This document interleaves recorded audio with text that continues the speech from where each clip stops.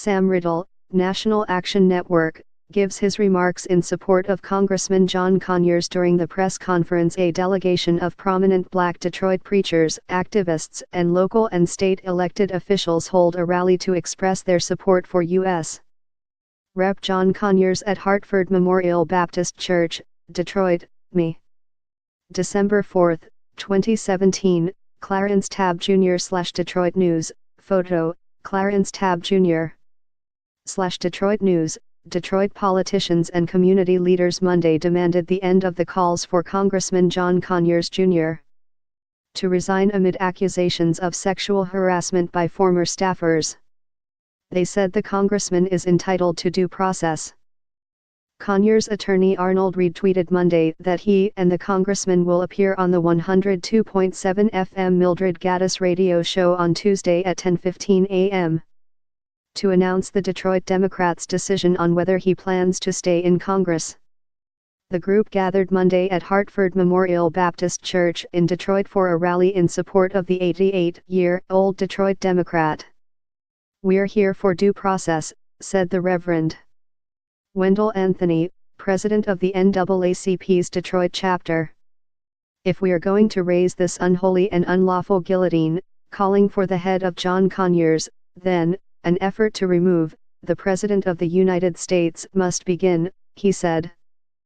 Anthony was referring to allegations of sexual harassment leveled against President Donald Trump during his campaign for office. The minister was joined at the rally by State Rep. Sherry Gay Donyago, D. Detroit, Hartford Memorial Baptist Church Pastor Charles G. Adams, and Wayne County Executive Warren Evans. It featured about a dozen speakers and lasted a little more than an hour.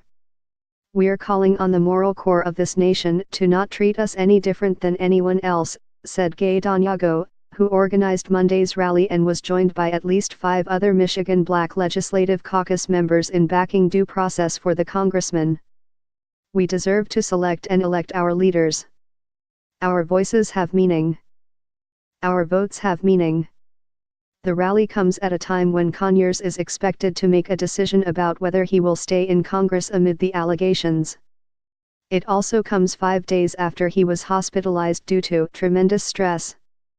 The sexual harassment allegations against Conyers surfaced November 20 after BuzzFeed News reported he settled a wrongful dismissal complaint with an employee in 2015 for $27,000 in exchange for a confidentiality agreement, and that he made advances toward female staffers, including requests for sexual favors, caressing their hands in a sexually suggestive way, and rubbing their legs and backs in an inappropriate manner while in the office or in public.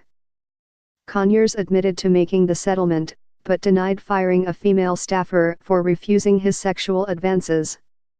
Days later, the congressman stepped down as the top Democrat on the House Judiciary Committee during a congressional ethics probe of the sexual harassment allegations. A week after the report, second ex-staffer of the congressman also accused him of sexual harassment, and several congressional Black Caucus members urged him to resign. Evans said due process is one of Americans' fundamental rights.